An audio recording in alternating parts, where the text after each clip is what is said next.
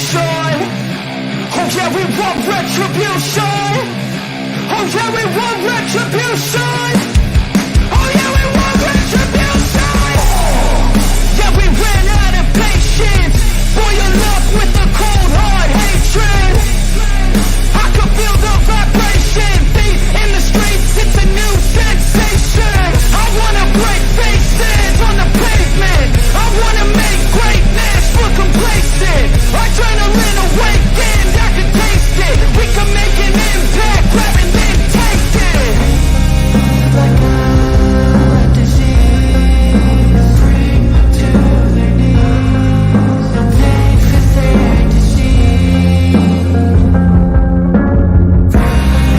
Just like a weed.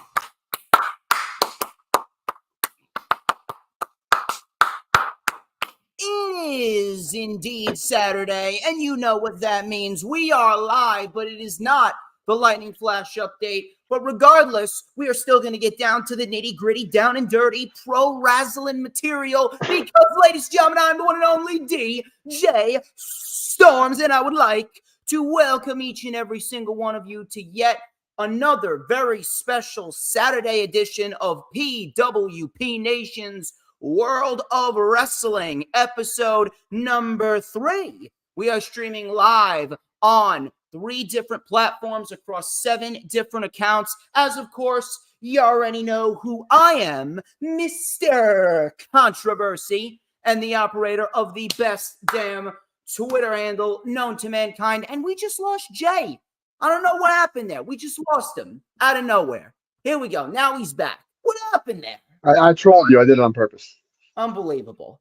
I guess you already know who this guy is. He is the creator of PWP Nation, fellow New Jersey brethren of mine, pro wrestling fan extraordinaire, and a very knowledgeable individual. Ladies and gentlemen, please help me welcome my co-host for this afternoon for PWP Nation's World of Wrestling number 3, Mr. Jay Alletto. How you doing? What's up, dude? What's up? I'm great. I want everybody to check out the hottest new promotion on YouTube right now, and that is Pro Wrestling Venom. Go check it out. We've got some fantastic content and a new episode coming out today, and I'm really excited for what we're doing over there. We're having a lot of fun. And also GTS Wrestling, you'll see me on that show as well each and every week.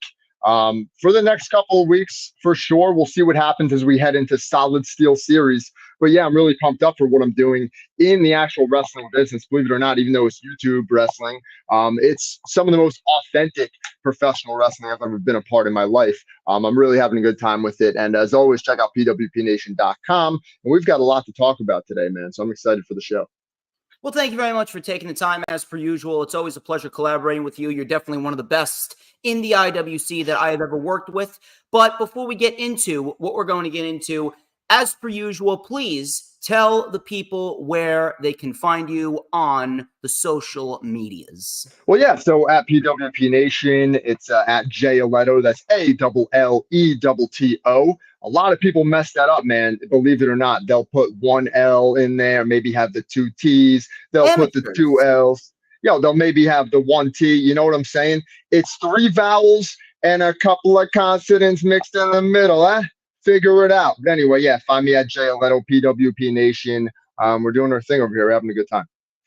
And we could very well be expanding sooner rather than later. I'm currently doing some research on Rumble. So if anything, the DJ Storms brand and PWP Nation brand could very well be expanding to Rumble. Even bigger of an outreach. We are looking to be the #1 brand in all of pro wrestling analytics, opinions, whatever you may call it. We are looking to be #1. We are growing at a rapid pace. The last couple months have been some of the best months of the PWP Nation and the DJ Storms brand as well. It's not just a one-way street, it's a two-way street. Ladies and gentlemen, as per usual, you can follow me on social media at HistoryMakerDJS, both on X and Instagram. You can also add my personal Facebook as well. For collaborations and business inquiries, please send me an email. My email is, of course, StormsTakeOver@gmail.com. Like the official DJ Storms business page, which we are live on right now. And I may just send you an invite to join the official DJ Storms Posse group on Facebook. That is, all those links are in the description. Couple sponsorships I want to shout out. Number one, my girl, Brittany Kay. She's a wonderful woman. She is an incredibly talented individual, good friend of mine, big supporter of the brand. She does beautifully crafted designs from scratch on her iPad of multiple different professional wrestlers from multiple different promotions. And she also does Twitter avies and banners. So if you guys are looking for a great graphic design of a pro wrestler or a new Twitter avi or banner, she is your girl. Her X account is Brittany K5150. Her Instagram is Brittany K Designs. Shout out to Mr. Jay Alletto, of course, the creator of PWP Nation. We are live on the PWP Nation Facebook page, the PWP Nation X account, and the PWP Nation YouTube channel. Getting that nice wide outreach, like I said. We are growing the brands at a rapid pace. And, of course, my final sponsorship, shout out to Corporate Information System. They are recognized by Forbes as one of America's best recruiting companies. So if you guys are looking to fulfill your hiring needs or help advance your career, please go check out their website. It's www.cisrecruiters.com. Once again, www.cisrecruiters.com. As of course, hit the like button no matter where you're watching it from, whether it be on Facebook, X, or YouTube. Share the stream out on all platforms of social media. We are going to get as many people in here as possible because when World of Wrestling is live on the air, it is undoubtedly the best duo in all of professional wrestling analytics. Mr. Jay Alletto, that's JayAlletton, DJ Shizzle Dizzle. Absolutely phenomenal. No one can touch us. And, of course, when you share out the stream, if you're watching on YouTube, hit the subscribe button on the PWP Nation YouTube channel and my YouTube channel. And the most important part, hit that notifications bell with a huge coup de grace because that way you're going to know whenever I pop up on YouTube. Because whenever I pop up on YouTube, you know what time it is. Oh, baby, it is the absolute best time to be on YouTube. You know why? Because it's the only time that you're going to get to see this glorious sideburn chin strap combination. I did touch it up yesterday, and this beautiful mustache right here. Hold on, it's in my pocket somewhere. I just got to dig it out. Oh yeah, look at this. This beautifully crafted magical ace black comb. Hold on a minute.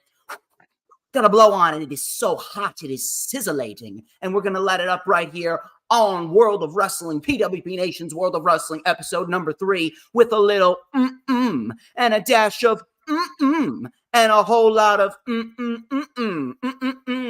because like hot, fresh pizza with some egg and bacon quiche. Let me tell you something. That right there, that is just so good.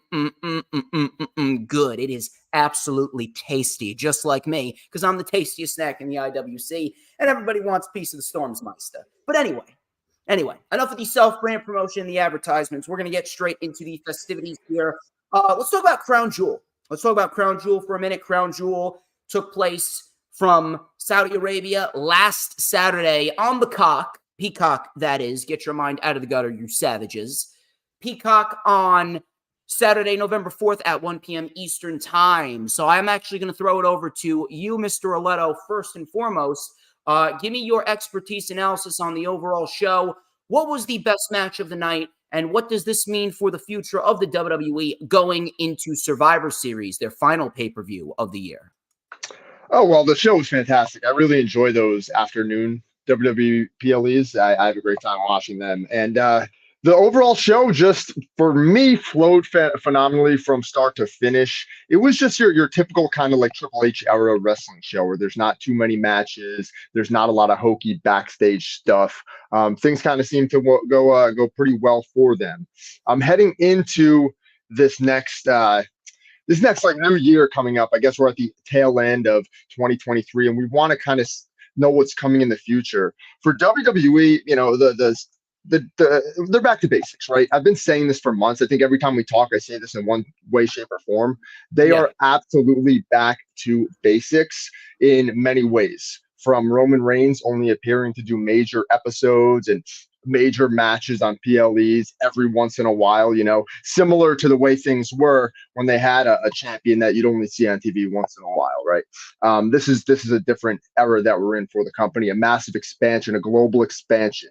I really like the show overall. You know, every time they go to Saudi Arabia, they try to do everything that they can to pull out all the stops. I thought Seth Rollins and Drew McIntyre, as normally, would put on the best match, and they did. They kicked off the show with a banger. I thought it was fantastic. But overall, Saudi Arabia shows have a lot of energy normally to start out with. Then the crowd seems to kind of lull into it a little bit. I think it's because they're all sitting in these lavish couches in the front row. But dude, the sky's the limit for WWE heading into 2024. They're doing record business across the board, and I see all positives for the company. Well, as far as the overall show, I wouldn't say that this was probably I wouldn't say that this was their best show of the entire year. That one either belongs to WrestleMania or Backlash, but I was actually a little disappointed towards the middle of the show. The overall show, I will say, was a decent pay-per-view.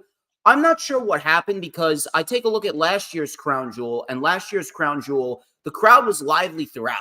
It didn't feel like there was a lull period last year at Crown Jewel. And I think last year's Crown Jewel actually had a little bit more matches and it had a couple more bigger stars on it. But the crowd was definitely more lively last year than they were this year. And I actually chalked that up to the fact that WWE's production of matches is absolutely terrible. They produce their matches way too slow, especially Logan Paul and Rey Mysterio and Io Sky and Bianca. Those two matches, I actually thought that those two were actually going to be in the running for match of the night, but those two matches ended up being the top two disappointing matches of the show. So if we're going to talk about match of the night, though, there's no doubt about it. Seth Rollins and Drew McIntyre absolutely stole the show in the opening match. Almost 19 minutes. Excellent stuff.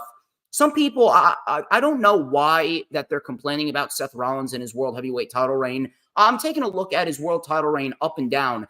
I can't really find anything to complain about it. And you already know that I'm very, very harsh on both WWE and AEW when they screw up and when they do bad. But in the end, I am very, very fair. And when it comes to Seth Rollins, outside of his match with Finn Balor at Money in the Bank, which was very disappointing, I can't really sit here and complain about his overall World Heavyweight title reign, especially with that match last Saturday. It was easily his best match out of his entire World Heavyweight Championship title reign. But after Solo Sikoa and John Cena, which was actually a very good match, and that was booked brilliantly, after that match, I don't know what happened. The Miz TV segment, completely unnecessary. You could have easily done that on the pre-show. And then Logan Paul and Rey Mysterio and Bianca Belair and Io Sky, way too slow. It's like I was watching paint dry. I'm not saying that every match needs to be like a Rey Fenix match where you gotta bounce off the ropes every 2 seconds. But thank God every match isn't like that, bro. Then we'd be in like Mexico hell wrestling era. But like that. What I'm saying is at least pick up the pace. Pick up the pace. I don't want to see 3 minutes of a wrist lock. I don't want to see 2 minutes of a knee bar. And I don't want to see 60 seconds of someone standing around going, oh, I can't believe he kicked out. No, wrestle. Pick up the pace. Do some high-octane, fast-paced offense. Look at what Cody Rhodes and Damian Priest did. That match only went 11 minutes, but yet those two put on a better match than Logan Paul and Rey Mysterio and Io Sky and Bianca. Because they only had 11. It's because they only had 11 minutes, right? When you get to that point of the show and you have a main event where you need at least, you need for the main event 20 to 30 minutes, I would think, right? And you get to that point of the show and you're like, we got only X amount of minutes left in the show. The main event the main event is the priority. So if Cody and Damian Priest were supposed to go 17, 18 minutes, they shaved off 5-6 minutes. And in a wrestling match, 5-6 minutes is a really long time. You just said it, right? You don't want to see 60 seconds of a wrist lock, right? You don't want to see some wrestling psychology in there where somebody sells a chin lock for 60 to 120 seconds and gets their breath back a little bit.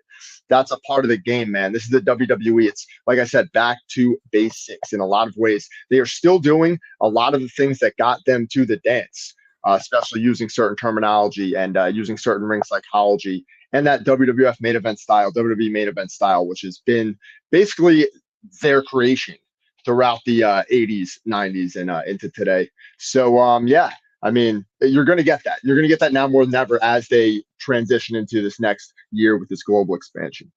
I'm not saying that the in-ring psychology is a bad thing. Don't misconstrue what I'm saying. But when it comes to a pay-per-view, I don't want to be watching a match, and no one should be. I mean, if you are, I mean, God bless you, but, it's boring. I don't want to see a scenario where we are watching two individuals in which we know can pick up the pace and we know can go out there and deliver a 5-star classic if they want to. I don't want to see two individuals wrestling and they don't even break out of the first gear. Now, not to say that Logan Paul and Rey Mysterio was a bad wrestling match. It was a fine match, but I mean, you could have easily put that on Monday Night Raw. That was a Monday Night Raw match on a pay-per-view.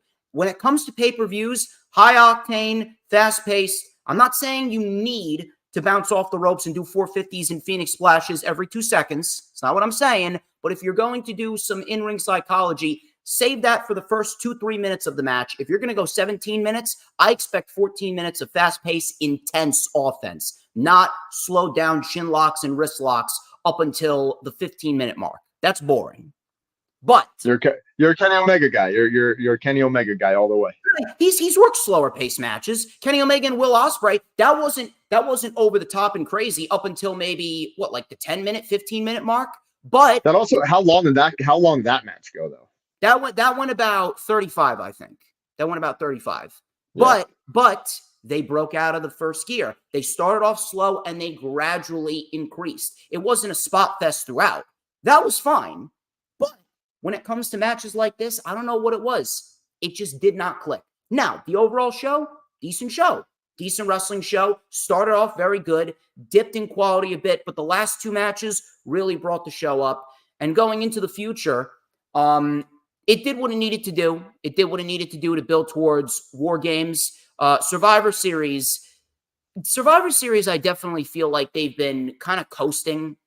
They haven't really given 100% of their effort. Payback was very good, but they didn't really give 100% there. Fastlane was a decent show.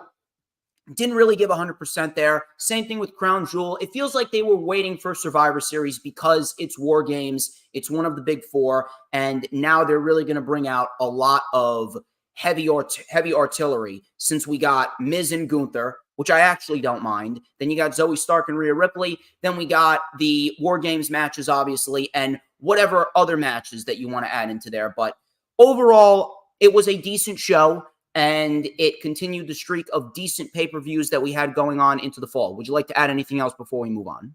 No, monumental success for WWE from all measurable metrics. I think it did exactly what it needed to do. So moving on here to our second topic, we're staying on Crown Jewel, but we're specifically focusing on the main event and LA Knight specifically. Now, I praised both LA Knight and Roman Reigns for their performance at Crown Jewel. Was it a great match? Yes, it was absolutely a great match. I would probably say it was either the second or third best match on the show. I'm not going to sit here and tell you that, LA Knight's a bad wrestler or Roman Reigns is a bad wrestler. No, they're two great wrestlers. They gave him 20 minutes and they told a very nice story in the ring, and the crowd was into it. It was an overall success in terms of the wrestling department. In the creative booking side of things, that's where things start to get a little shaky. I have a lot of things to say about this, but I know that you also have a lot of things to say. So would you like to say your piece first, or would you like me to take the floor here? No, I mean, this is pretty cut and dry, bro. I'll talk first because, Roman Reigns is in the middle of this title reign that is probably going to last through WrestleMania 40 the way it looks and continue on after that, because they want to continue to sell out shows and continue to break records and continue to do this unprecedented amount of WWE business they've been doing internationally. That's what they want to do, especially with TKO Group, and everything that's going on there. That's a big part of the strategy to keep this championship on Roman Reigns. LA Knight, I know what your gripe is, man. I've seen it. You said he was finished, he was done. That's it. Period. No. I didn't say buried. I didn't say done. I didn't say buried. I didn't say done or finished either. You said, what did you say? Ruined. Nothing's ruined. I will explain why. I know, but even if you watch SmackDown last night, 12,000 sold out SmackDown, wherever they were. I can't even remember where they were. But if you watch that last night, the crazy pop when he came out, huge pop. He's fine. There's nothing wrong with LA Knight. He had a 0% chance to win this match in Saudi Arabia. Outside of a WrestleMania, potentially 40, but I doubt it. Roman Reigns isn't dropping that belt outside of like an injury, unfortunate injury, or some other circumstance, or WrestleMania. Like he's not dropping that belt anywhere else, in my opinion. So LA Knight's fine. I think ultimately you have to push this guy as high to the sky as you can, set that rocket ship to his back, shoot him to the moon. You know, if you fall in the clouds, that's fine. And to me, I think the clouds is eventually going to lead to a match with Logan Paul. We saw kind of the seeds planted with that a number of months ago. And I think we'll see that come to fruition as we move into 2024 with the Royal Rumble coming. And of course, WrestleMania. I think that's a great marquee match for both men at WrestleMania. Perhaps that's how you get the United States title off of Logan Paul at that point in time. Or maybe when you get there, LA Knight's putting them over. Who knows where we're at WrestleMania? But LA Knight is not ruined. He's a top tier babyface selling merch. Huge pops, massive pops. Everybody loves him.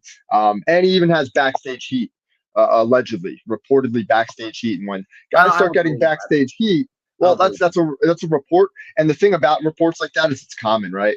When The Rock got hot, he was getting backstage heat. Wrestlers were going up to Vince and Bruce constantly saying, complaining about The Rock.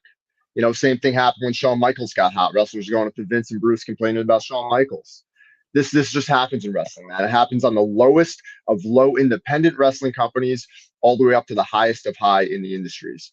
Wrestling is a selfish business. It's an entrepreneurial business. It's where one man is his own business. And if you have that mentality throughout your career and then you get to the dance like LA Knight is in WWE, it's very hard to shake off that mentality even just a little bit, right? So guarantee you there's jealousy, guarantee you there's envy, guarantee you all of that is there. So I don't know if the report's true or not, but I say there's probably smoke where there's fire in this case.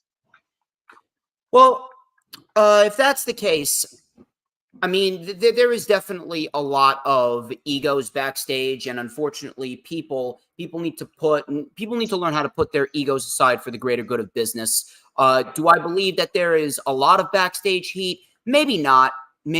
But either way, there is definitely some jealousy. That much I will say. That is definitely one thing that you said in the 5 minutes that you went on talking, that you said that was objective. However, I'm going to take the ball here and I'm going to throw down a lot of objectivity that is going to really not sit well with a lot of people, but it's something that people are going to need to hear because I am one of the very few people on this planet when it comes to pro wrestling. I know how to think and speak objectively. LA Knight and Roman Reigns. Let's start with what you said in the beginning. You were going on and on about the business, which doesn't matter. And you were going on and on about saying that they want to continue to break all of these records, record-breaking profits and ticket sales and revenue and all this other garbage. And you were going on and on about saying that Roman Reigns was part of that plan. Here's something that is not really going to sit well, but this is something that a lot of people are going to have to acknowledge, no pun intended. The WWE does not need Roman Reigns as the champion in order to break all of these profit records. They don't. I said this back when Rock and Cena were booked at WrestleMania 28. They could have booked that match in the opening of the show. And guess what? They still would have gotten all of the possible buys and all of the people that were streaming WWE WrestleMania 28. They still would have seen record-breaking profits for WrestleMania 28. You know why? Because simply Rock and Cena was booked for the show. It doesn't matter whether it was the opening or the main event or in the middle of the card. Roman Reigns does not need to be champion in order for WWE to break these profits. Here's another thing. He's not a draw either. He's not a draw. He's not driving up the ratings. He's not making the product any better or any more interesting. You know why? Because no one's a draw in 2023. Nowadays, it's all about the overall show, and the figurehead of the overall show is not putting forth an effort. I mean, Roman Reigns, how many times does he wrestle? 8 times a year? He's not putting forth an effort that makes the rest of the show feel important. It's a trickle-down effect. If the main star is not putting forth the best possible effort to make what he's doing must-see, everything else that follows him is going to feel inferior. And that's what Roman Reigns is doing. Roman Reigns is more of a liability as champion than he is an asset. And as far as LA Knight goes, here's something that not a lot of people are going to like either. LA Knight is ruined. He is objectively ruined, and I'll explain to you why. A lot of people were going on and on with me, some of them in my DMs, some of them on normal replies to posts on Twitter and Facebook, and they were going on saying, well, LA Knight lost to Bray Wyatt and he got so hot back in January. See, there's a major difference there. I explained this on the Rewind last Sunday for Crown Jewel. I'll explain it again. What was LA Knight doing with Bray Wyatt back then? I'll tell you what.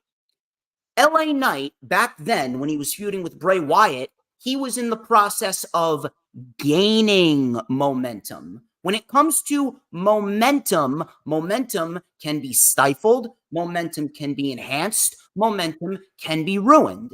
When it comes to LA Knight, his momentum was ruined. Why? Because back when he was feuding with Bray Wyatt, it was all about gaining momentum. And you can gain momentum any way, shape, or form. It could be in a loss, it could be in a win, it could be in a match, it could be in a promo, it could be in a segment. Doesn't matter. Momentum is gained in any way, shape, or form. It doesn't necessarily have to be a win. But 10 months later, what was he doing against Roman Reigns? He was going up against Roman Reigns. He was on a hot streak. He was trying to maintain his momentum. Once again, the difference, gain, maintain. Maintaining momentum can only happen via victory. When it comes to maintaining momentum, there's only one way in order to keep that momentum flowing, and that's if you win matches. If you lose matches, your momentum is halted, your momentum is stifled, and your momentum is no more. Whether you want to admit it, his momentum was ruined, thus he's ruined. He was knocked down several pegs with this loss to Roman Reigns. I don't care how anyone wants to perceive it. Whether you thought he got a big pop or not, did he get a big pop? Yeah.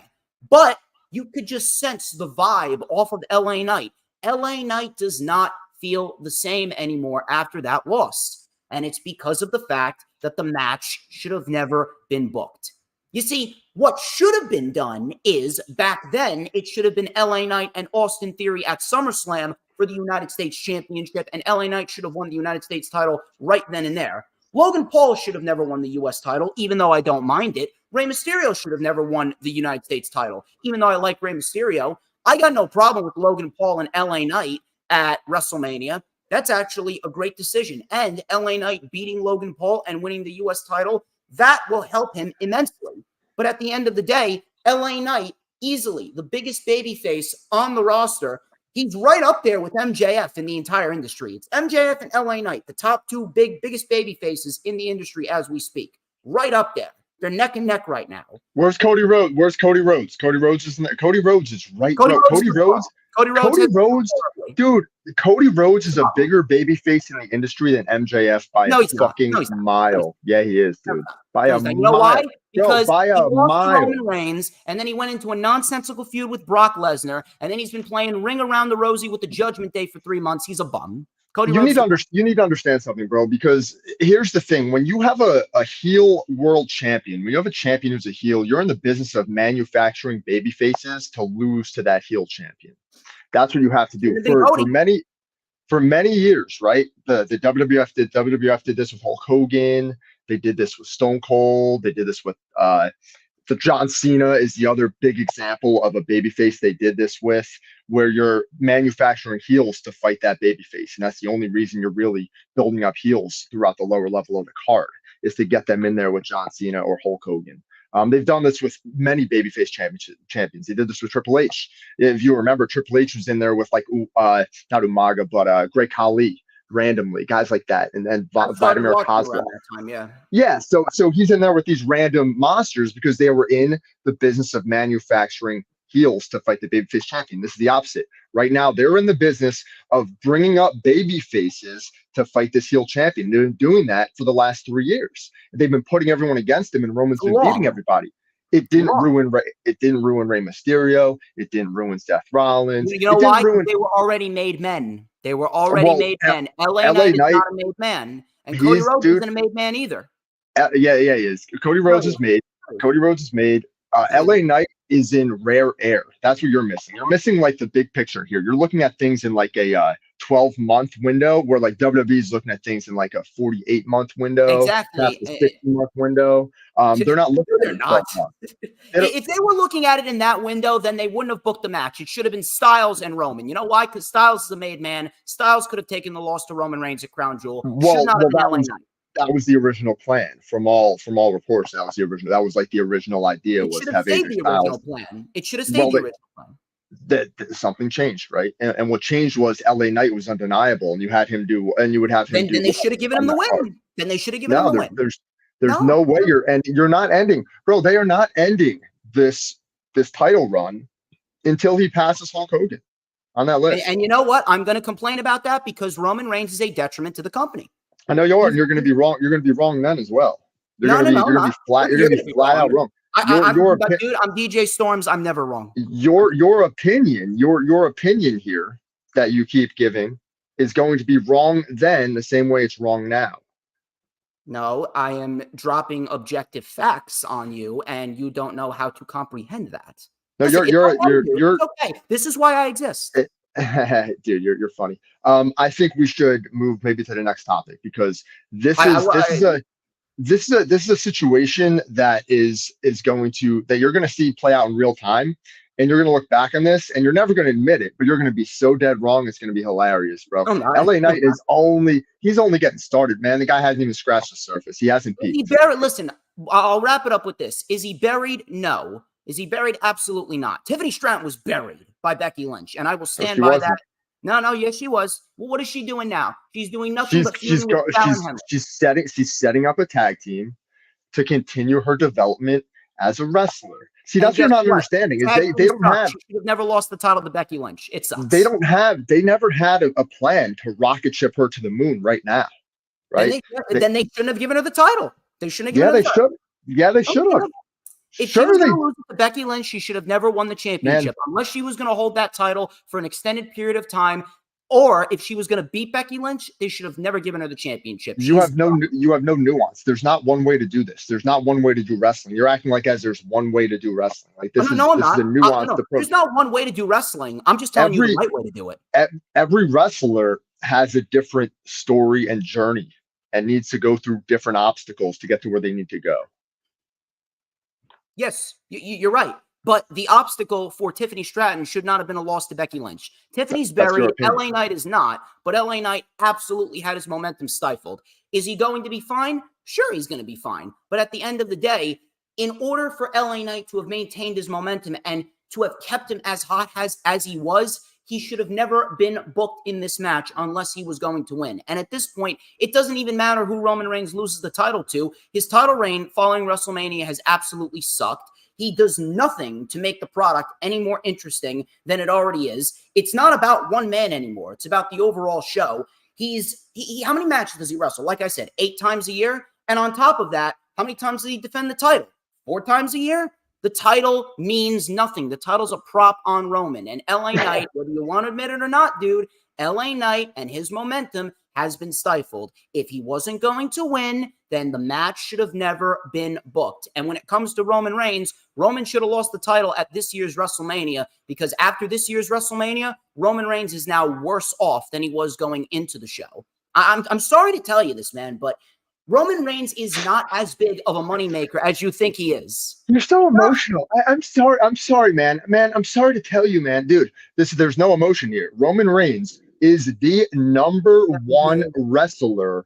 Oh, TKO is so cool. He's so cool. Business, revenue, profits. He's the number one. Huge. You're a stooge. Undisputed, undeniable. Ask anybody who's anybody. He's number one in the entire business.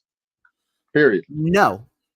All right, no. You're wrong. You're objectively wrong, because if you're going by objectivity, you would pay attention to measurable statistics, and you would pay attention to variables that you can see play out in real time about the success of the business. The money will always be there for the WWE. Put on a good show and shut up.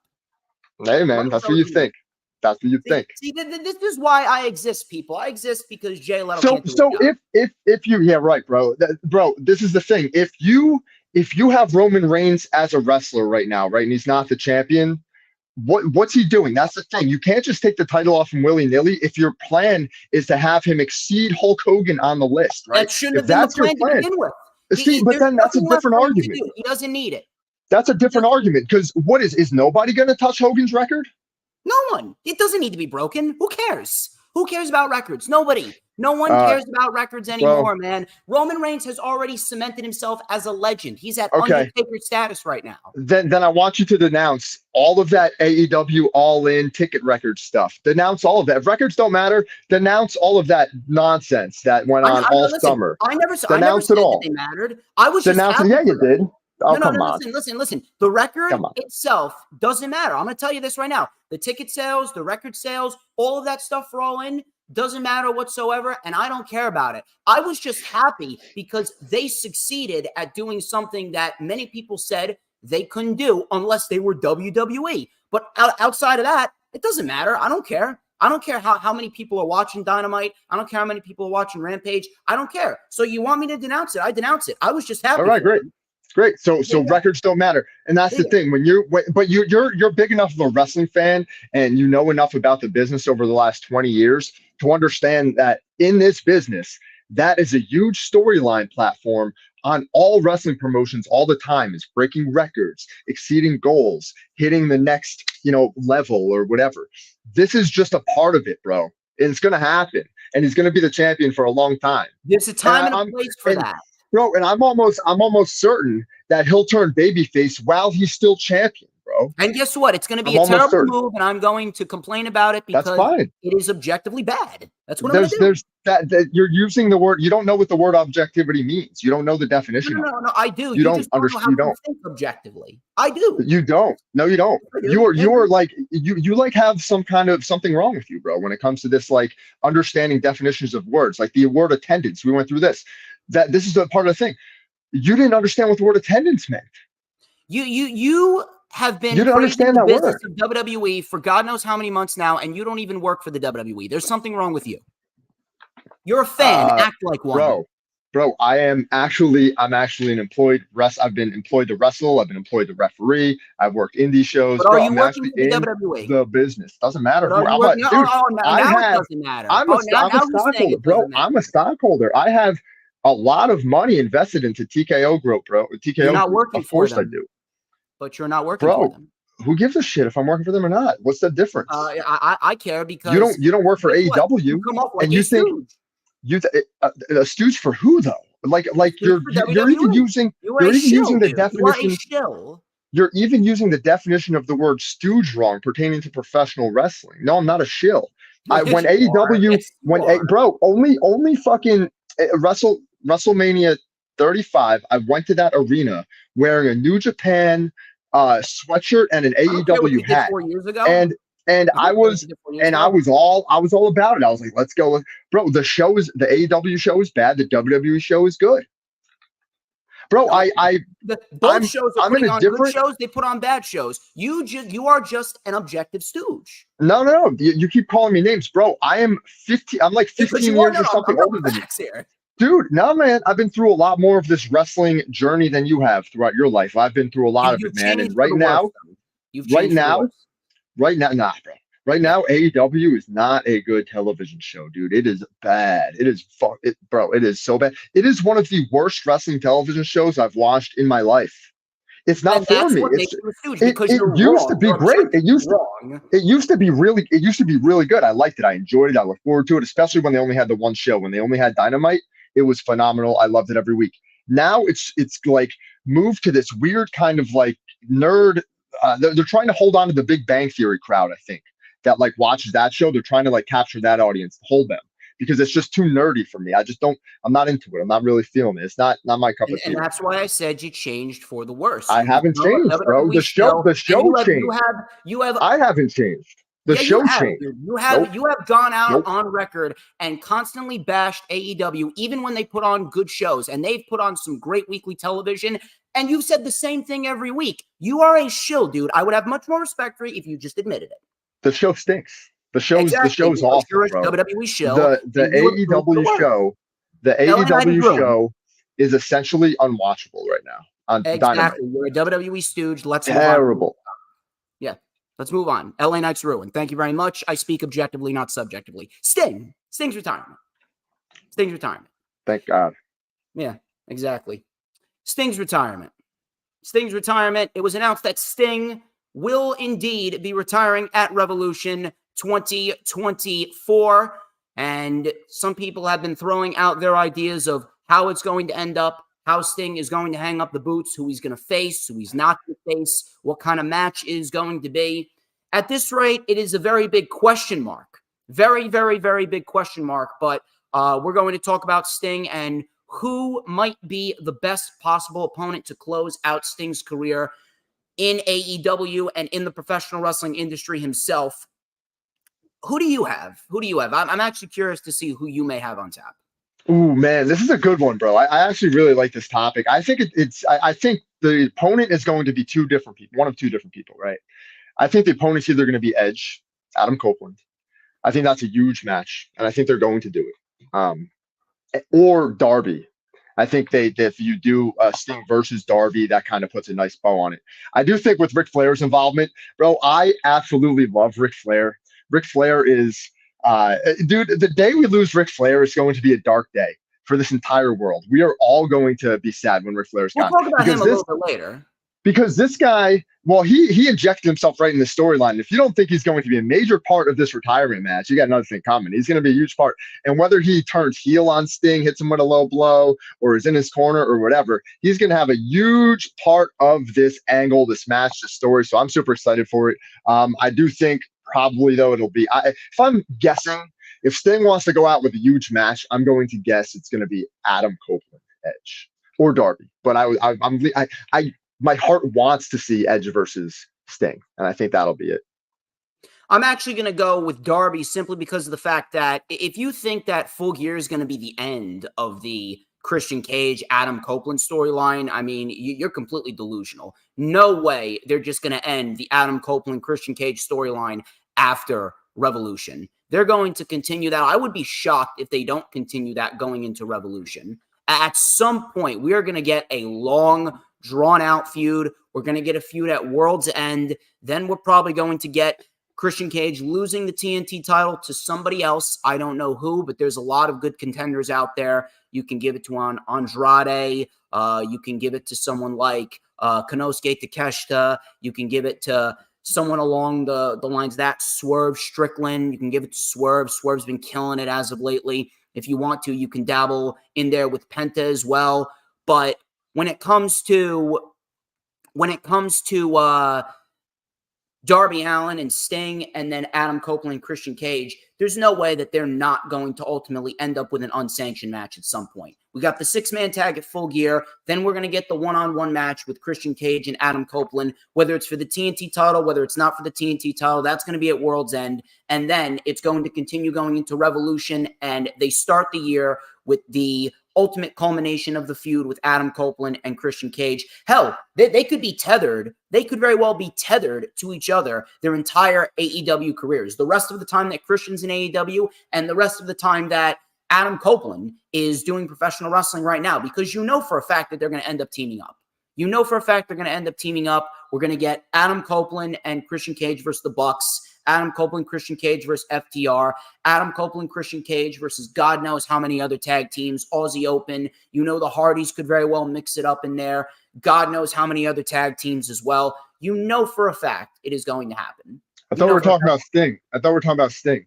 No, I know that. But you mentioned Adam Copeland, and I'm going to kind of push Adam Copeland away from that just because of the fact that him and Christian are going to be tethered to each other in a program going into next year, because it's not going to end after December at World's End. That's why Darby is the perfect opponent for Sting, because it's a full culmination of everything, like you actually just said. So for once, we're actually on the same page here. Darby, the only reason I'd like it to be Edge is because it's a much bigger match. Like, it's just a much bigger marquee, like, huge attraction match that people will remember and go. I don't think Darby is like going to be something that, you know. Oh no, it's absolutely going to be something that they're going to remember. You know why? Because who is going to be Sting's last opponent?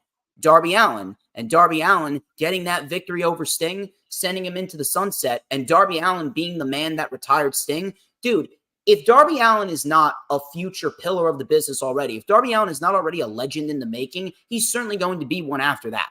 Darby Allin's going to be in the business for another year, 2 years, probably, bro. That guy sucks. He's not going to be in the business for a long time. No. You see, again, huge for WWE. Darby Allin is an absolute excellent asset to the company. He's awesome. He's a channel changer. You're a channel changer, dude. This is why I'm a part of the brand now. Come on, get out of here. It's unbelievable, people. I know, Maria. This is what I have to deal with. This is what I have to deal with, Maria. It's unbelievable. Darby Allin is an absolute legend in the making, and he is going to be a future Hall of Famer, whether you want to admit it or not. That is an objective fact right there. He's not going to be, I'm telling you, he's not. Well, he might be a Hall of Famer in the AEW Hall of Fame whenever that happens, but he's not going to be, even he said it, man. He's not going to be in the wrestling business for too much longer. He's going to end up, I hate to say this, but he's going to end up injuring himself and being able to not wrestle anymore sooner rather than later, most likely. The guy is a freaking maniac. He's not great. I mean, he's good. He's not great. And he's, I think he's peaked. And you're going to tell me he's not great? Dude, you are unbearable. I think he's peaked. Man. I think he's peaked.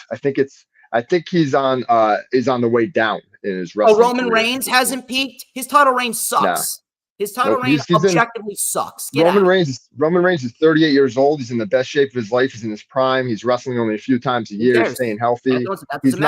He's not doing daredevil stunts on a mini motorcycle or whatever it is, Who cares? His title reign sucks. The bloodline feud sucks. Everything about Roman Reigns right now sucks. He's not a draw. He's not driving up the ratings. He's not doing anything. Roman Reigns is nothing as of right now. Roman Reigns is a liability. He's a liability. I don't know what to tell you, bro. So we're talking about Sting. I know. You said that about 3 times. No, you went, what about Roman Reigns? I said Darby Allin. So you were talking about Darby. I'm saying I'd rather have Edge versus Sting as a match, his final match. Darby Allin's not going to be in the wrestling business for too much longer. I think he said that by his own words. He's going to be done. He's going to be done soon. That will still be a career-defining moment for Darby Allin, and that will absolutely cement him as a legend of this era. I'd just like to see Sting. I'd like to see Sting have a match with somebody who's like a professional wrestling kind of legend, like a real Hall of Fame type guy, rather than fucking Darby Allin. But why would you not want to think about the future of the business and build up new stars? Well, if CM Punk was there, I would say Sting versus CM Punk, bro. I would say that. CM Punk's a made man. I wouldn't, dude. I'm not saying you're saying that. I would not have him wrestle. I don't want Sting to have his retirement match against a new star. Not me. Why? Because that will make a new star. Did Shawn Michaels have his retirement match against a new star? That was a completely different scenario. Because did Ric Flair have his retirement match against a new star? That was a completely different scenario. Yeah, he did, because Ric Flair's last match was he was involved with Andrade and Jay Alletto. His real last match was his real last match at WrestleMania, and you fucking know it, bro. The thing is, this is a situation again where I would love to see Sting wrestle a huge marquee wrestling legendary name rather than Darby Allin, who's been in the business for a cup of coffee and is probably going to be in the business for less than that in the future. This is what I have to deal with, people. This is what I have. You don't got to deal with anything. You don't got to deal with anything, bro. I click one button and you're just off. You're gone, bro. You know what I'm saying? That's it. I click one button. See ya. You wouldn't dare, because then we'd have a problem. We'll see. Now there's what problem? What problem can you possibly give me? Well, you'll have to. You can't give me any problem. You'll have to try your luck. I should have humbled you in front of Lex Luger and Big Papa Pump. I should have put you in the Steiner recliner right there, bro. I should have given you a super kick and knocked your facial hair right off. You wouldn't have to shave. You've seen me super kick Grim in the chin, knock him out, and become the GTS legendary champion. Okay, I watched you nearly pull a hamstring. That's what I did. I didn't nearly pull a hamstring. Are you kidding me, bro? Are you pull a hamstring? You are brittle. Me, bro? What? Oh man, you are brittle. I'm not brittle, pal. You brittle old man. Brittle old. All right, you better move on quickly, because literally, I'm not even kidding. I press the word confirm right now. That's it. So yeah, sure. They're nice, pal. Let's talk about who's jumping ship between WWE and AEW, because we all know that the wrestling business, we're in a major boom period right now. We have so many options for so many other professional wrestlers out there. Some people are going to jump ship from WWE to AEW. Some people are going to jump ship from AEW to WWE. I don't really care about this as a whole, but the landscape of AEW and the landscape of WWE within the next year, they're going to look vastly different. And both of them for the better, because both companies right now are evolving for the better. We're kind of getting away from the days of constantly just shoving the old guard in everyone's face. Hopefully Roman loses the championship soon. We get some new faces up there, some new faces called up from NXT. You got AEW on the flip side of things, and you see the young generation over there that's going to lead the company to the future. Daniel Garcia, Jack Perry, Sammy Guevara, Commander, Darius and Dante Martin, so many other individuals. But there's going to be some people that jump ship here and there. And I actually wanted to touch upon who might be next in line to jump ship. Let's actually talk about WWE to AEW first, simply because of the fact that really hasn't been talked about too much. But the possibility of a handful of stars jumping ship, it's definitely there. It is definitely there. Two stars that I can think of are Drew McIntyre and Sheamus. Sheamus, he is currently out with a minor injury as we speak, but I believe his contract is up in either January or February of next year. And if that's the case, with Sheamus, he hasn't really gotten the best out of the WWE in the last year or two. Ever since his feud with Gunther ended, he's just kind of been used in a role to put other people over. And I understand that Sheamus is pretty much a made man. He's a Hall of Famer. He's probably the greatest Irish professional wrestler in the history of that company. But I would be remiss if I wouldn't be saying that Sheamus doesn't want more. I can imagine that Sheamus wants more. There's a lot of great talent over in AEW for him to face. Talking about Kenny Omega, Hangman Page, Swerve Strickland, Penta, Rey Fenix, Darby, Sammy, MJF himself, Daniel Garcia, Wheeler Yuta, Claudio. The list goes on and on. Same thing with Drew McIntyre. Now, there was a report that Drew McIntyre apparently re-signed a new deal, but it came from Better Wrestling Experience. Now, Better Wrestling Experience has been hit or miss. I'm not really going to take all of his reports as fully credible. You can pick and choose which reports are credible, which reports are not credible. But Drew McIntyre, I can definitely see Drew McIntyre jumping ship after WrestleMania 40, only because of the fact that it feels like Drew McIntyre has hit his ceiling in WWE. He's done virtually everything there is to do. The only thing that I would be interested in seeing Drew McIntyre doing is potentially going over to SmackDown in the draft, and we could potentially see Drew McIntyre and LA Knight for the United States Championship. I think Drew would make a great candidate for the United States Championship overall. But those two individuals I can definitely see jumping ship. Kevin Owens and Sami Zayn, I believe their contracts are up next year. Next fall, their contracts are up. Kevin Owens says he doesn't look like he's going to be wrestling for the next 5 to 10 years. And if that's the case, I don't know how Kevin Owens is just going to sit back after all the money that he's made and just be content without going to AEW and experimenting over there. Plus, he's got a lot of friends over there that I'm sure he would love to collaborate with. He would love to face in the ring. And with Sami Zayn, I mean, wherever Kevin goes, Sami will go, and vice versa. With AEW's side of the fence, obviously we've seen Jade Cargill jump ship. We could definitely see a Ricky Starks jump ship. I definitely think Ricky Starks would make a very, very, very good babyface and or heel. He could do both. But Ricky Starks is very, very versatile. And that's probably the biggest strength that he has. No matter where you place him in, whether it be the middle of the card, the beginning of the card, or the main event, Ricky Starks is always going to go out there and he's going to give it 138%. Ricky Starks and the way that he comes off, I can definitely see him potentially making the ship. Not now, obviously, because he's doing his thing with Big Bill, and they're doing pretty good as the tag team champions. But I can definitely see Ricky Starks jumping ship, maybe having a brief stint in NXT. I can definitely see Wardlow jumping ship. I think Wardlow would probably be a bigger asset to WWE than he was to AEW. He was just a victim of very bad booking, and Tony Khan just did not know what he wanted to do with Wardlow. I'd like to hope I really, really like to hope that if everything works out well, Wardlow rejoins with MJF with the Pinnacle and their baby faces, and they go up against Adam Cole's faction, which I believe is going to be Adam Cole, Roderick Strong, Kyle O'Reilly, and the Kingdom. I'm still going to hold out on that. I still do believe the devil is Adam Cole. There are some other theories out there, but we'll talk about that. I could definitely see Wardlow jumping ship.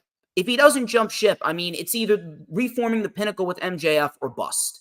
Wardlow has really, he's really been floundering, and this is another case of Tony Khan just having too many responsibilities on his plate, and a lot of guys get lost in the shuffle. So Ricky Starks and Wardlow, I can definitely see them jumping ship. They would make great assets. There are plenty of other women. I can definitely see a Jamie Hayter, maybe. I mean, she's very, very young. She's very young. She's got a lot more to do in AEW. I can definitely see Jamie Hayter going over to the WWE probably within the next 5 years or so. I mean, she's not going to go now. I mean, she didn't even hit her prime yet. And you know she has a lot more that she wants to do in AEW. Obviously, a feud with Britt Baker, possibly a TBS championship title reign. You know that Jamie Hayter is going to want to really become the most well-rounded women's wrestler in AEW before she jumps ship. Someone on the female side, and then I'll hand it over to you. The female side of WWE, it's a very, very, very tough scenario to predict. It's a very tough scenario to predict, but obviously we know Mercedes Moné is all but confirmed. Mercedes Moné is all but confirmed for AEW. She's coming in within the next couple of months. I don't know whether she's coming in at Full Gear or whether she's coming in at World's End. I would personally love if she comes in at Full Gear, but that's just me. That's my opinion. That's one of the cases where I'm not speaking objectively. I'm just speaking subjectively there. But Mercedes Moné, with her coming in, I don't know. I'm gonna throw out a bold prediction here. With Mercedes Moné going to AEW, maybe we see Bayley jump ship. I'm not sure how much longer she has left on her contract, but if I'm not mistaken, I believe her contract is up sometime in the beginning of next year. I know that there were reports that she wants to become a trainer for the WWE, but I mean, if Mercedes Moné, if she's doing her thing on mainstream television with AEW, I would really, really expect that Bayley would want to join her, and maybe we get an even greater match, an even more intense match with Sasha Banks and Bayley, now Mercedes Moné and Pamela, if you want to call her Pamela.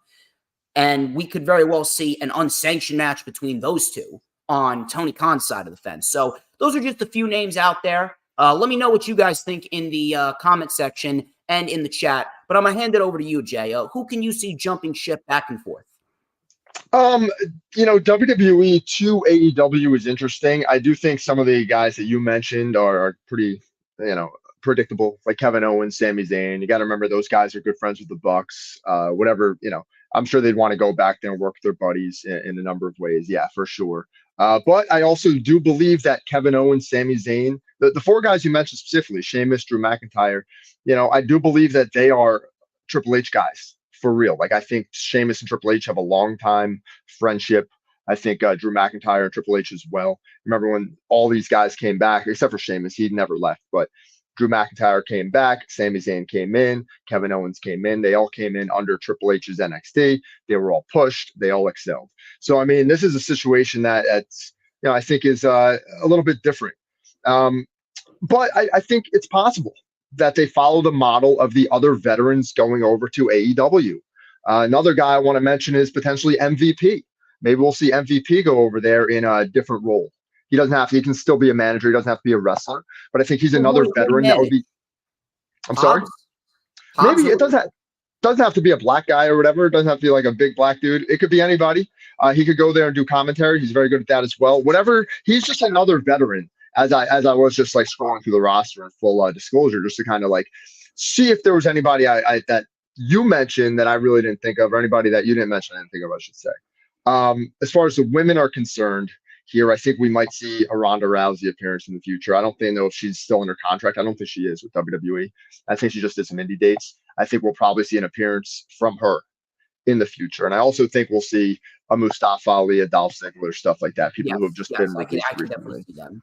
Mustafa Ali, I think, would actually be a good fit for Ring of Honor. I'm not going to lie. I would actually love to see Mustafa Ali mix it up with the Ring of Honor guys. I think he could be a very good Ring of Honor World TV or World Champion if they want to dabble in that.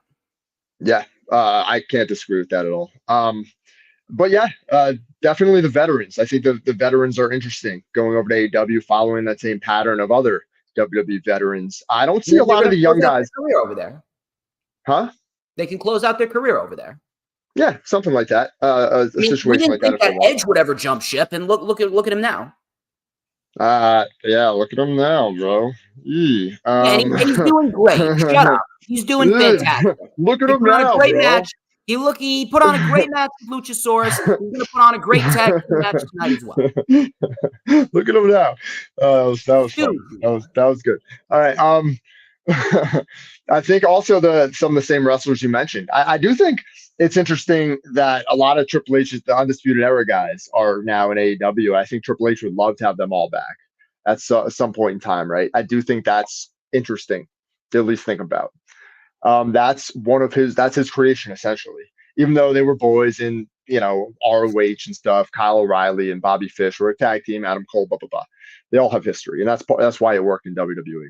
So I think that's an interesting way to think about maybe people eventually jumping ship from AEW back to WWE. I like that you mentioned Jamie Hayter. That's interesting. I think she's got a ton of potential. I also do believe Toni Storm eventually goes back. That's me. I think Juice Robinson eventually goes back. These are wrestlers that Triple H is very high on, that Triple H very much like to have a part of his roster. I believe a lot of the wrestlers that Triple H had that were let go and were released during the Vince McMahon, Nick Khan, Bruce Pritchard kind of purging of the old NXT, a lot of them are chomping at the bit to go back. I know this for a fact. I don't have to tell you who told me this. I don't have to tell you, any other details about this. I know this for a fact. A lot of them want to go back to WWE because they wanted to work with Triple H. Now that he's in control of creative, they want to go back there. A lot of them do have a long time left in their AEW contracts and enjoy sitting and catering and doing nothing or not even getting called to come to work and still getting paid. They're loving that right now. A lot of these wrestlers in AEW, that roster is way too big. They could literally send a dozen guys. It's just poorly handled. Way too big. It's way too big. They can send people to Ring of Honor, and then we need to delegate people to AEW. That's what we need to do. Tony Khan is doing way too much. Ring of Honor is not even anything. Ring of Honor is a fraction. Yeah, right now it's not anything. It can be something. It can be. I mean, I just give me the pen and paper. I'll make it something. Do it, bro. Talk to him. Go fucking go DM him on Instagram endlessly. My DMs. No, I'm kidding. I don't talk to him. The only way that you can really not say that I don't know how you can say that they don't have an overloaded roster, especially now. They just keep signing people and never really let anybody go. So I can see a dozen people. They could literally let go of a dozen people. Another name I think is interesting is Pac, right? I think he is an interesting name that he might go back and be refreshed under a new Triple H ran WWE creative. So there's a lot of people I think want out of the AEW to go back to WWE. I don't think it's as much the other way. Well, I don't know about that, man, because you can imagine that there's a lot of people that they don't really feel like they are being used to their full potential in the WWE, especially a lot of the women's wrestlers as well. I know a lot of the women's wrestlers are a little bit more. They're a little bit more open to going back to WWE just because of the fact that, Triple H, he once booked the greatest women's division in all of wrestling back during NXT Black and Gold days. However, with the state of the women's division right now, I know a lot of people are going to get frustrated. A lot of people are going to get frustrated because of how poorly that division is handled, even though it's not like women's wrestling is not a draw. But I know for a fact that a lot of people are going to want to, they're going to want to break free because here's the thing with Tony Khan, he really needs to get the proper storylines down for the women's division. He really does. But at least on AEW's side of the fence, at least we actually get competitive women's matches, not 3-minute matches. There should be no such thing as 3-minute matches between full-time talent. It is absolutely ridiculous that I have to watch Candice LeRae get buried by Rhea Ripley in 3 minutes on Monday Night Raw. And Candice LeRae is one of the best wrestlers in the world. What would happen? Dude, of course Rhea Ripley's going to bury Candice LeRae. No, That's if right. you have if you have 2 full-time talents, you better give me at least a 10-minute match. This isn't the This 80s is anymore. Enough with this back to basics garbage. back to basics, man. You're gonna have Garbage. this is Objectively television. garbage. This is your opinion on the matter, What's the and fact? it's wrestling television, right? Whether you're gonna watch an AEW show, I was watching MLW the other day on YouTube, and there's squashes all the time, dude. Squashes need to happen. Quick matches need to happen, especially when it's Rhea Ripley versus Candice LeRae, a massive, massive woman that unlike we've ever seen in professional wrestling before is going to squash plain Jane, dude. Come on, give me a break. Use your brain. You're tweeting from all of the accounts. You're tweeting from the PWP Nation. You're tweeting from them all, or whatever you're doing, or commenting. It doesn't matter. That's your opinion. There's no such thing as objectively garbage. This is your opinion. Yeah, there is. Yeah, there is. Let me ask you this though. When it comes down to it, I'm going to throw out another bold prediction for you on the women's side of things. After she has a large career, I mean a lucrative career, because I see her having a lucrative career in the WWE. She just needs to recover after her burial. I do see Tiffany Stratton potentially jumping over to AEW, probably within the next 7-8 years. Like after she has a long, lucrative career, because she's gonna be at the forefront. Tiffany Pump the brakes. Forefront. Pump the brakes. Pump the brakes. You're assuming AEW. You're assuming AEW is going to be around in 7-8 years. It is. Dude, they absolutely will. They're going to be around for decades, man. Please. Listen here, Jim Cornette. I'm sorry. I mean, Jay Alletto. AEW is going to be around for a long, long time. If you are one of these people online that is calling for the demise of AEW, people have been calling for the demise of AEW since their first ever Dynamite, man. I'm not calling for it. I'm not calling for anything. Yeah, you are, dude. You're pretty much predicting it. I'm not calling for anything. I'm just saying, like, if you look at the statistics and you look at the way people cares about statistics? They mean nothing. It does. When it comes to a business functioning, yes, it does. They all mean something. Who cares about the business? You're a fan. Act like it. I'm not a fan. I'm in the wrestling. You're a stooge. I'm not a stooge. I'm in the wrestling business. You don't know the definition of stooge. Again, you're using words you don't. Jayalletto. You're using words you don't know the definition to. Again. Yeah, sure. Objective. Let's move on here, but I do believe Tiffany Stratton's going to jump ship. Like in a decade, how old is she? 22? If she's like in her early to mid 30s, she'll absolutely jump ship. She's going to want to experiment and test the waters. If she is like serious about professional wrestling, she's absolutely going to branch out past the WWE bubble. But when it comes to AEW, actually, let's talk about Ric Flair. Ric Flair recently signed a multi-year deal with AEW. It's only 2 years, actually. It's only 2 years, and it's to promote his new Woo energy drink. A lot of people were really up in arms about this. And normally I would be. I was actually kind of pissed that they brought Paul White out. That was terrible. But when it comes to Ric Flair, I'm not really all that bothered by it. Simply because of the fact that, I mean, what's he going to do? What exactly is Ric Flair going to do that's going to harm All Elite Wrestling?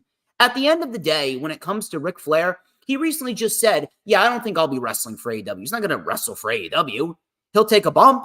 He'll take a bump as a manager. There's a lot of things that Ric Flair could do. Obviously, he's going to ride the wave with Sting. Sting is going to retire, and Ric Flair is going to be right there. He's going to celebrate Sting's retirement with him.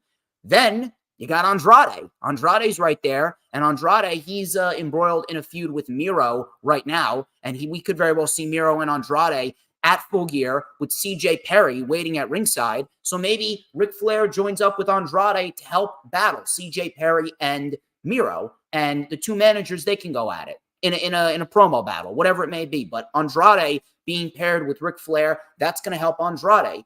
Or, and this would actually be the most exciting thing, I would love to see Ric Flair build a new 4 horsemen type stable of the new crop of AEW talent. Like maybe Daniel Garcia could be in there. Maybe Wardlow could be in there. Maybe an FTR could be in there.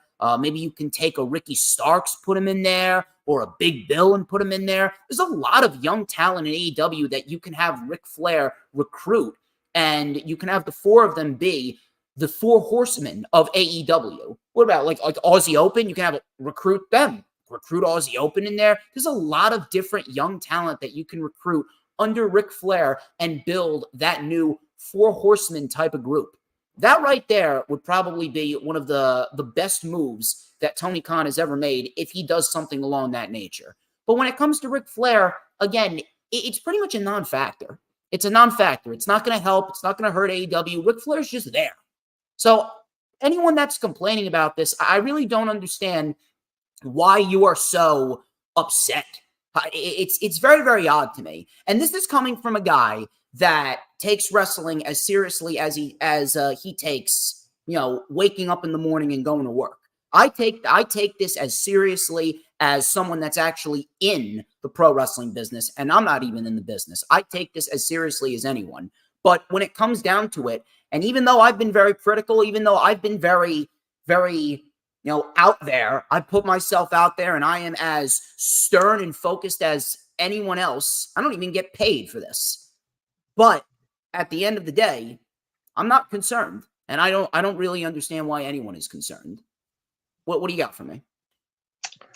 I think Ric Flair politicked his way into a full-time gig with AEW. I think Ric Flair was a one-off shot, and he got there and he grabbed the microphone and said, "I'm here with you the rest of the way, buddy. I'm going to be with you through your retirement." And they had to kind of work a deal with him. I think he is your classic carny professional wrestler. He politicked his way into a full-time job, and bravo to him for that, man. I love Ric Flair. I have nothing but respect for the Nature Boy.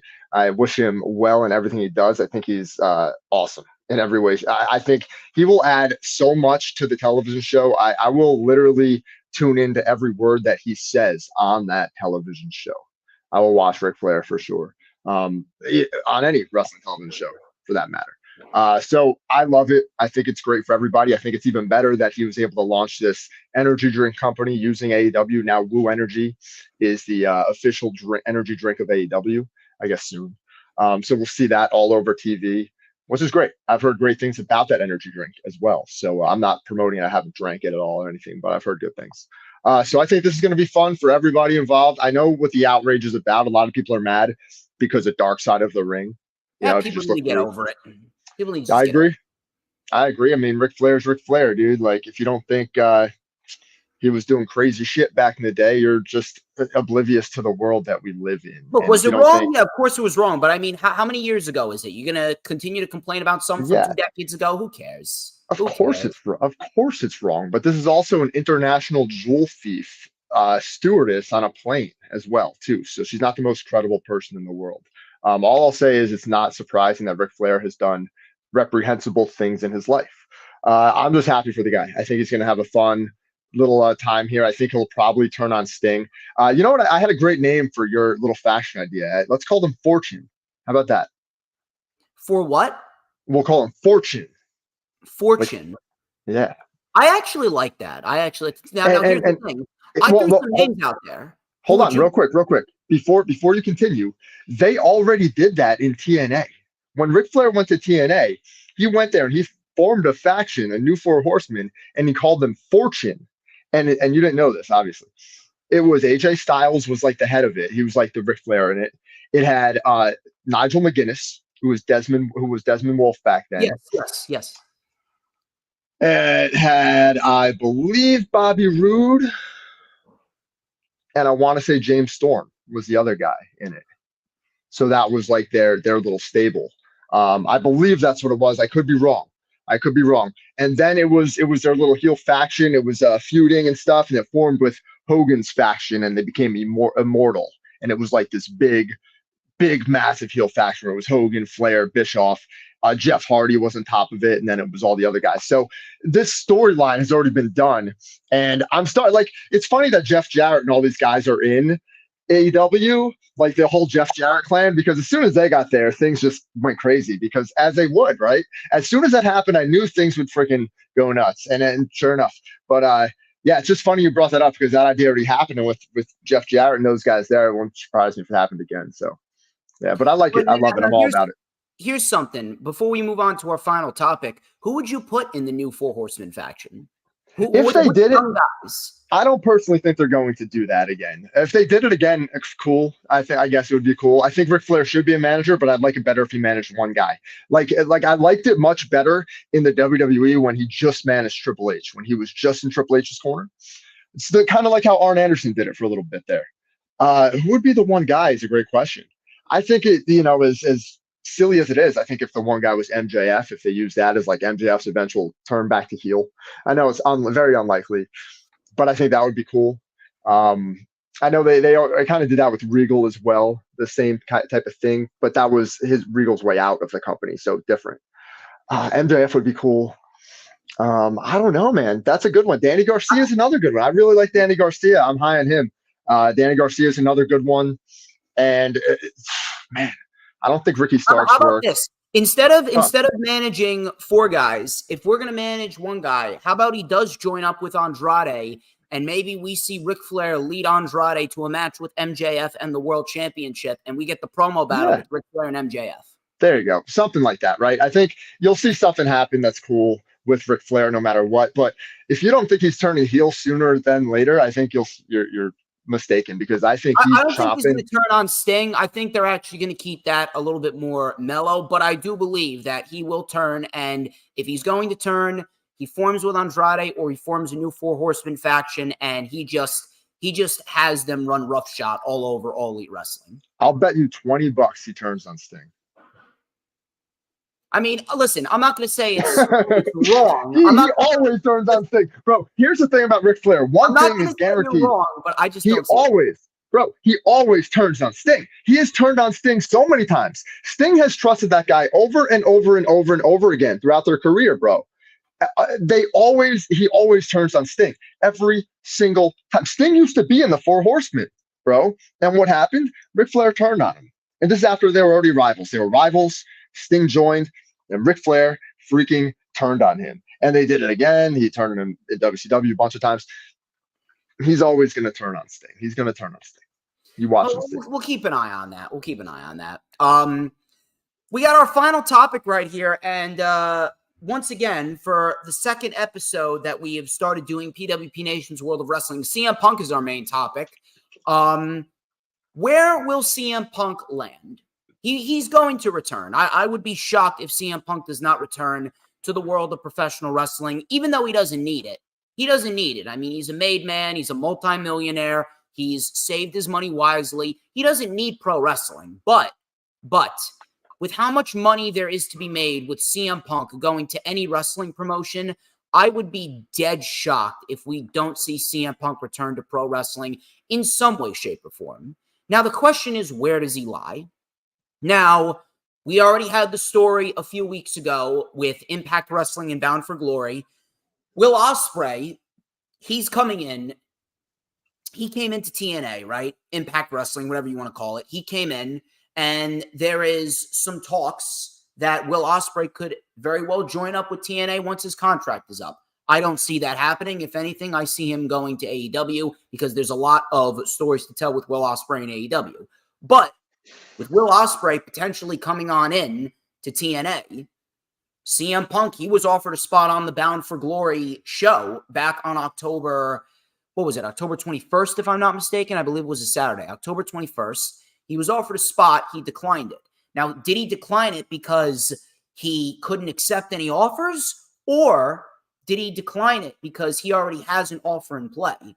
That's where WWE comes into play. Because with WWE, I mean, we've seen the teases. There's been so many teases on WWE TV ever since they fired him back during Labor Day weekend, since they fired CM Punk. And WWE, they've been throwing out tease after tease after tease, whether it be Corey Graves on commentary, whether it be Seth Rollins cutting a promo, whether it be tweets or the USA Network posting underneath Instagram pictures, quotes from CM Punk, whatever it may be. Billy Corgan has even come out with the NWA saying that the NWA would welcome CM Punk. And then just recently, some people have even started the theory that CM Punk is the devil, and CM Punk is going to be revealed as the master strategist behind the torture of MJF, attacking MJF's colleagues and friends. And, he attacked Jay White, and they've been teasing that and teasing that and teasing that. CM Punk has even gone on record with his Instagram stories. I mean, just look at the teases on his Instagram stories. He's teased both WWE and AEW. So with me, I cannot really give you a straightforward answer as to where I believe CM Punk's going to lie. One thing I will say is it's unpredictable. It's unpredictable. It's intriguing. It's very, very intriguing. And it definitely presents a sense of interest throughout all, and I mean all, professional wrestling promotions, whether it be Impact, even though Impact really doesn't have anything going for it, neither does the NWA, but it presents a sense of intrigue, presents a sense of intrigue with AEW, it presents a sense of intrigue with WWE, and it keeps people guessing. It keeps people's eyes wide open. They're watching everything with a microscope. Where will he return? I don't know. To be quite honest with you, I'm kind of leaning a little bit more towards WWE. I'm kind of leaning a little bit more towards WWE just because of the fact that I don't understand how you don't look at what WWE has laid out in front of you and you don't think that they don't want to make money with CM Punk. Now, if CM Punk shows up on AEW TV and he ends up being the devil, that could be the greatest work in pro wrestling's modern era. That'll be one of the greatest works I think I've ever seen. And my God, if it took him that long, if it really took him that long to smooth things over, I mean, good on them. Impact, I mean, I can't really see it, but we've seen crazier things happen. We didn't even think that Punk was even gonna return to wrestling to begin with, but he ended up returning. Now the NWA, I mean, I thought the NWA may have had a chance to get that television deal on CW Network, and then they pulled the cocaine spot. Very, very stupid on Billy Corgan's behalf. But I don't know, man. It's very, very, very unpredictable. I cannot give you a legit answer as to where I believe he's going to fall. At this rate, it's a wait and see type of deal. I mean, if you have a better idea, I'd actually love to hear it. Here it is. Now I'm not going to take credit for this idea. I got this idea from somebody, and I think it makes sense and it's logical.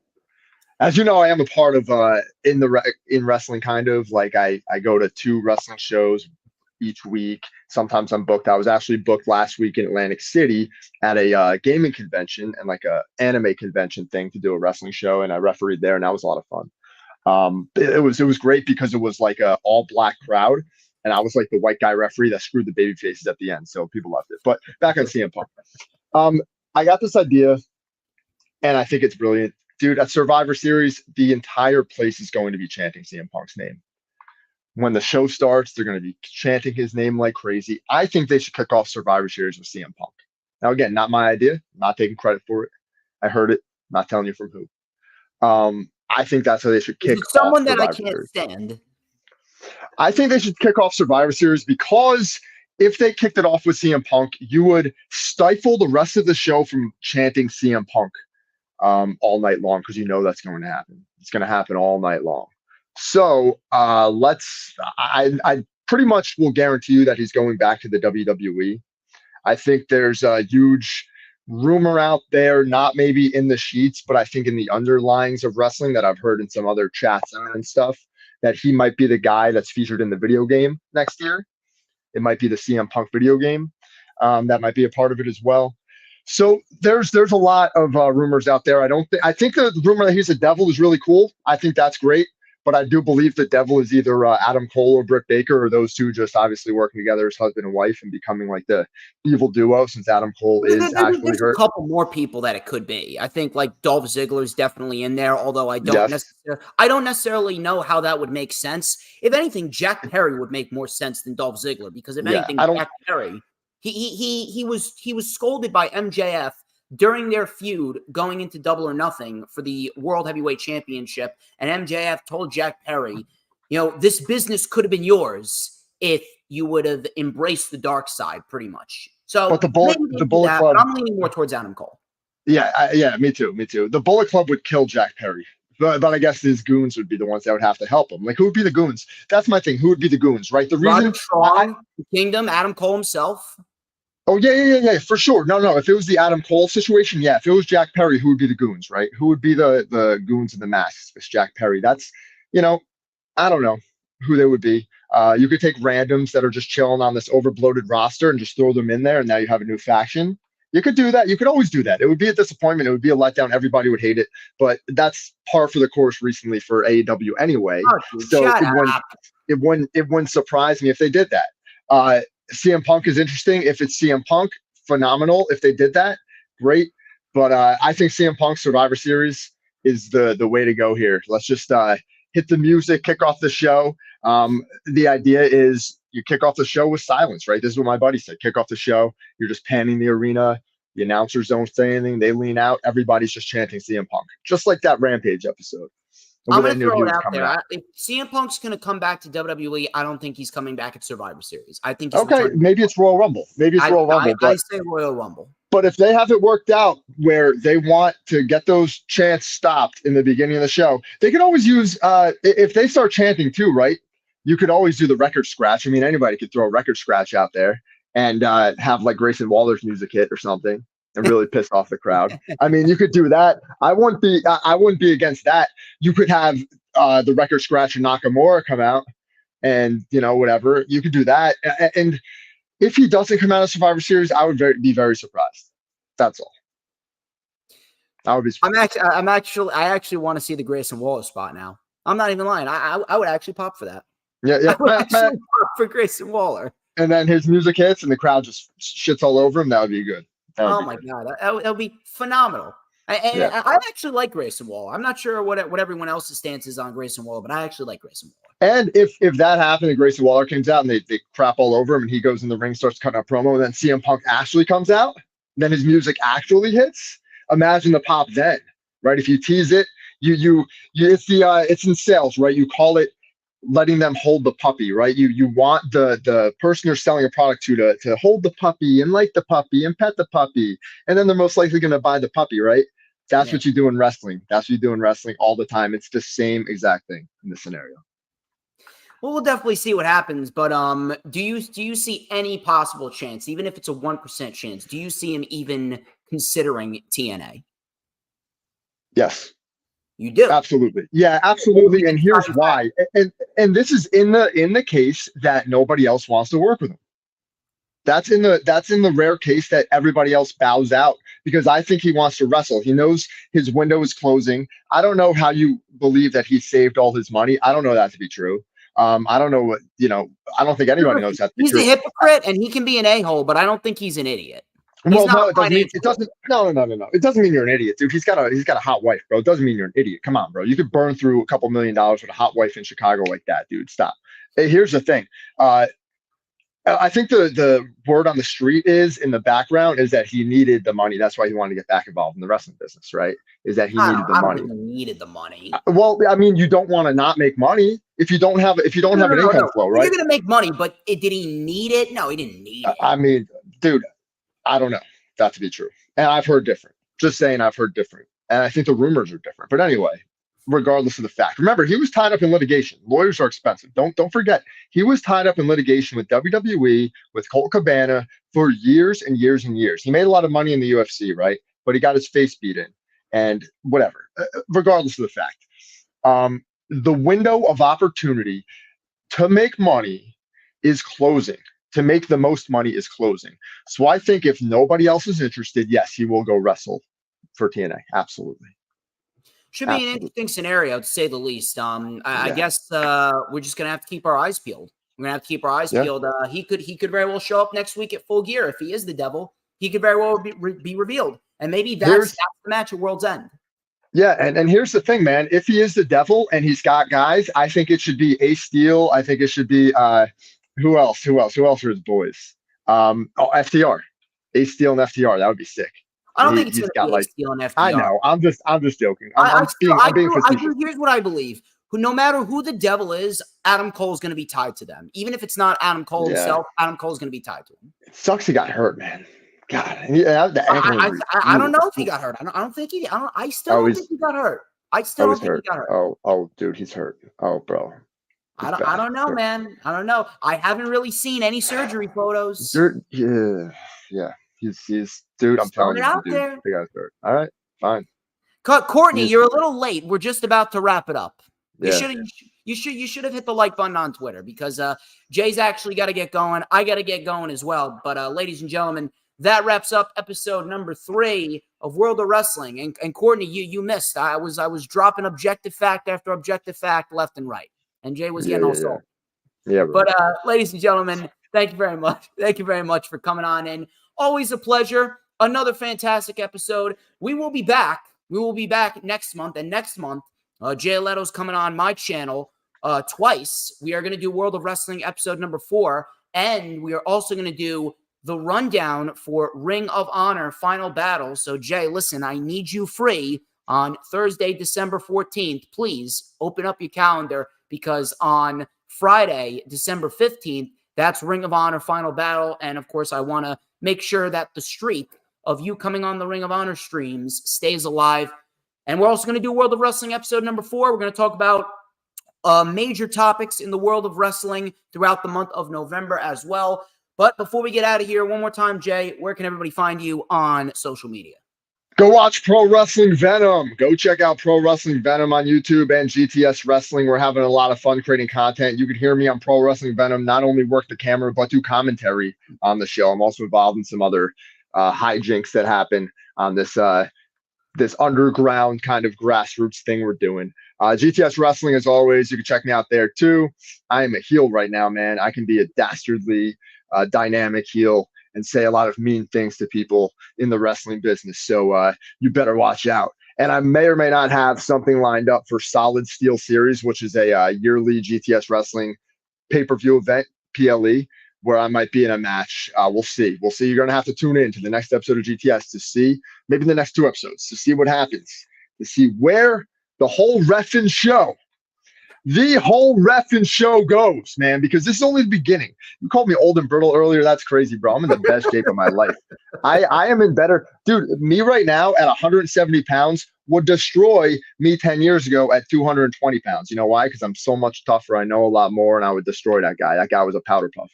So anyway, the whole reffing show right here, each and every week on PWP Nation. As always, at Jay Alletto, hit me up. Get in my DMs, do whatever you need to do to talk to me, and whatever way you want to, man. I'm always open to conversation. You know that. And I think I'm gonna have to start with GTS Wrestling. I'm gonna have to start talking to Grim. I'm like, yo, Grim. I'm gonna have to put this guy in his place. Can I sign a contract or not? You have to get invited, and you really don't know if you actually show up, right? If you actually show up and we turn that camera on, and you want to get involved in any kind of physicality, I assure you, you do not know what you're getting yourself into. So I'll just warn you right there. All right. Well, okay. We'll see. We'll see, Brittle Boy. But anyway, he's Jay Alletto of PWP Nation. I'm DJ Storms. This has been PWP Nation's World of Wrestling, episode 3. But before we get out of here, Jay, you already know the drill. Now, even though we are at odds, I think you still know who runs the IWC. Tell him. You already know who runs the IWC. It's DJ Storms. Cause we want retribution. Oh yeah, we want retribution. Oh yeah, we want retribution.